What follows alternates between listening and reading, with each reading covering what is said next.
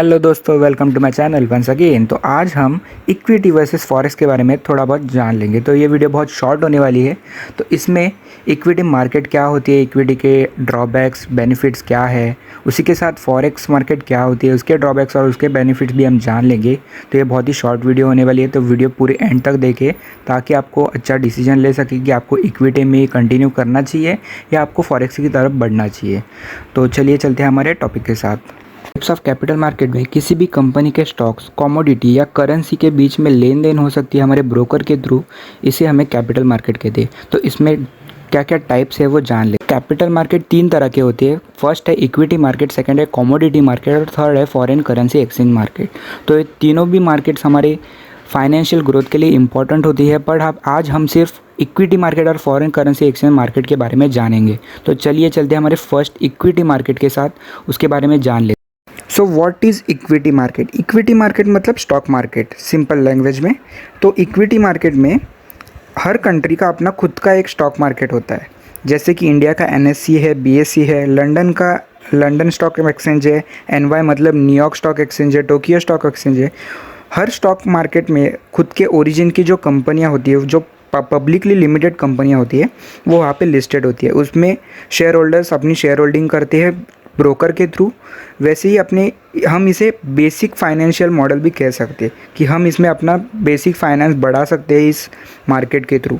तो वैसे ही जो बाकी के 2 मार्केट्स है वो भी जान लेते हैं। नेक्स्ट आता है कमोडिटी मार्केट। इसमें हम gold, silver, copper, crude oil जैसे हर कोई कमोडिटी जो मार्केट में अवेलेबल है वो हम इसे वर्चुअली बाय करते हैं, ना कि फिजिकली। और हम इसे बॉन्ड्स के थ्रू हमारे ब्रोकर से खरीद सकते हैं। तो कमोडिटी एक हमारी फाइनेंशियल ग्रोथ का हिस्सा बन सकता है। तो चलते हैं हमारे नेक्स्ट टॉपिक जो कि है forex market. So foreign currency exchange जो हमारा लास्ट का आज का पॉइंट है। तो फॉरेन करेंसी एक्सचेंज होता क्या है? तो फॉरेन करेंसी एक्सचेंज में हम जिसे फॉरेक्स भी कहते हैं।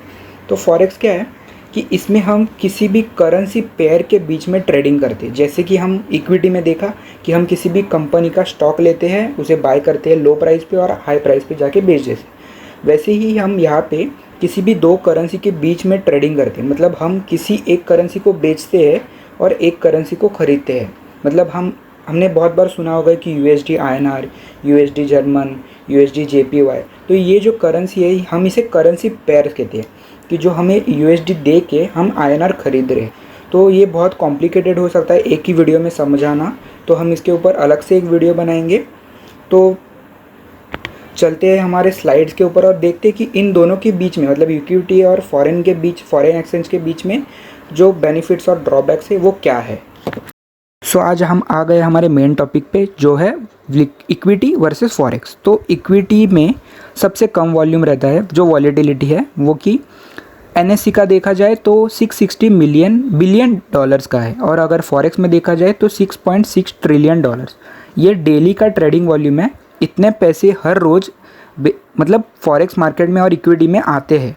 तो ये जो वॉल्यूम होता है वो आप देख सकते हो कि हमें किसे कैसे कैलकुलेट करना है। उसके बाद आता है लिक्विडिटी। तो इक्विटी में सबसे कम लिक्विडिटी होती है, जो कि है हमें अगर इंट्राडे करना है NSE में, तो हमें किसी भी कंपनी के स्टॉक्स लेने हैं तो हमें 1:2, 1:5, 1:10 तक की लिक्विडिटी मिलती है। मतलब आपके पास 100 रुपये है तो आप 1000 रुपये तक ट्रेडिंग कर सकते हो आपके ब्रोकर के थ्रू। और ये लिक्विडिटी कौन प्रोवाइड करता है? तो इक्विटी में हमें ये कंपनी और गवर्नमेंट इसके ऊपर लिमिटेशन लगाती है। और अगर हम फॉरेक्स में जाए तो फॉरेक्स में लिक्विडिटी एक जो हमारा ब्रोकर है वो डिसाइड करता है। तो ब्रोकर हमें 1:100, 1:500 तक की लिक्विडिटी हमें प्रोवाइड करता है। और अगर हम इक्विटी में देखें तो पर्टिकुलर कंपनी पे या ऑर्गेनाइजेशन पे हम पैसा लगा सकते हैं। बट फॉरेक्स में ऐसा नहीं है। हम किसी भी निफ्टी पे, जर्मन 30 पे, किसी भी जो कि जैसे कि हमारी निफ्टी है वैसे हर अपनी कंट्री की अलग अलग ये जो कैप बास्केट रहता है वो रहता है। तो वहाँ पे हम ट्रेडिंग कर सकते हैं, हर करेंसी पे ट्रेड कर सकते हैं, कमोडिटीज़ पे ट्रेड कर सकते हैं। उसी के साथ आता है लीवरेज जो हमने जो बोला, लीवरेज हमें मिलता है 1:2 का, वो इक्विटी में कम है और फॉरेक्स में ज़्यादा है। तो उसके बाद जो मेन पॉइंट आता है कि हमें अगर इक्विटी में काम करना है तो हमें दिन के कुछ पर्टिकुलर घंटे रहते हैं, उसमें हमें काम करने को मिलता है।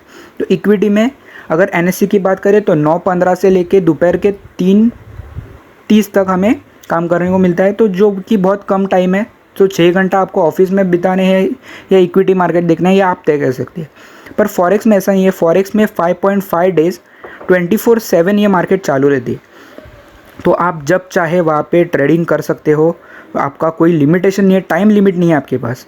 और उसी के साथ जो 6th पॉइंट है हमारा, जो है हाई कमीशन ब्रोकर्स।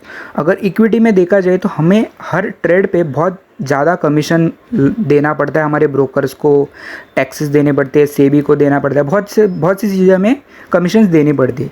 अगर ये फॉरेक्स में देखा जाए तो हमें किसी गवर्नमेंट को या किसी को हमें टैक्स नहीं देना है, हमें सिर्फ अपने ब्रोकर की फ़ीस देनी है, जो कि बहुत लो कमीशन ब्रोकर्स रहते हैं। तो आप टीपी ग्लोबल है, बहुत से ब्रोकर्स है, forex.com है, आप देख सकते हो। उसी के साथ अगर इक्विटी में जाओगे तो आपको ऑटोमेशन और एल्गो ट्रेड बहुत कम दिखाई देगा। मतलब आपको मैनुअली खुद ज़्यादा काम करके पैसा कमाना पड़ेगा। तो मैनुअली आपको टाइम देना पड़ेगा, मैनुअली आपको फिजिकली आपको वहाँ पे बैठ के कंप्यूटर के सामने या किसी भी पीसी के सामने फ़ोन पे आपको देख के आपको ट्रेडिंग करनी पड़ेगी, आपका मैनुअली दिमाग लगाना पड़ेगा। तो फॉरेक्स में देखा जाए तो ये बहुत ही अभी इनोवेशन हो गया है, तो हम ऑटोमेशन पे आ गए। तो ऑटोमेशन क्या है इसके बारे में आप बहुत से जन जानते रहेंगे, और अगर नहीं जानते तो मैं ऑटोमेशन पे अलग से वीडियो दिखा दूंगा आपको। तो फॉरेक्स में बहुत MT4 MT5 जो है वो ऑटोमेशन प्रोवाइडर ब्रोकर्स मिलते हैं, आप वहाँ पे ज्वाइनिंग करके आप ऑटोमेशन लगा सकते हो। तो ऑटोमेशन पे अलग से हम देखेंगे। तो इसके बाद मेन पॉइंट आता है रिस्क का। इक्विटी में सबसे कम रिस्क है और फॉरेक्स में सबसे ज़्यादा रिस्क है। तो ये पॉइंट को बहुत ध्यान रखो, और उसी के बाद ही फॉरेक्स में आपको इनोवेट होना है तो हो सकते हो। बट एक बात ध्यान रखो, जो अगर रिस्क है तो आपको रिवॉर्ड्स भी उतने अच्छे मिलेंगे। तो चलिए आप हमारी वीडियो यहाँ पे ख़त्म करते हैं। थैंक यू सो मच, और वीडियो को लाइक शेयर और सब्सक्राइब करना ना भूलें। कोई भी डाउट हो तो कमेंट बॉक्स में डाल देना।